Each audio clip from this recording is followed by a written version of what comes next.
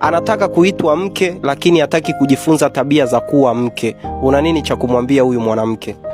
I think hakuna mtu yeyote ambaye anaweza kujifunza kuwa mke. Sio kila mwanamke ni mke. Mke ni kitu kilichokuwa ndani ya mwanamke. So anyone can be a woman, but sio kila mwanamke anaweza kuwa mke.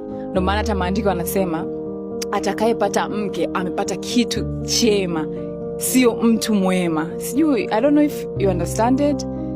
And that's how I believe kwamba sio kila mwanamke anaweza kuwa mke. Lakini anyone, mwanamke yeyote anaweza kuwa mwanamke lakini asiwe mke. Ndio maana ndani ya ndoa mwanamke bora ni yule mwenye uvumilivu, heshima, upendo na sio sura wala shape.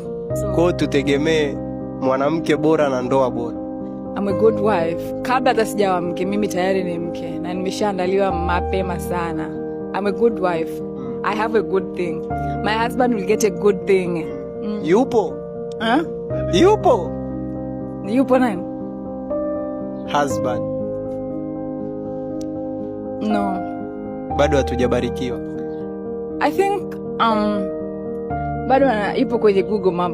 He's still fine. Bado ipo kwenye, I don't know how to explain this. Ila atakuja kunieleza labda baadaye alikuwa wapi.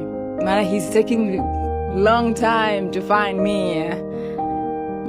My Adam is coming, honestly. And ila for right now I am single and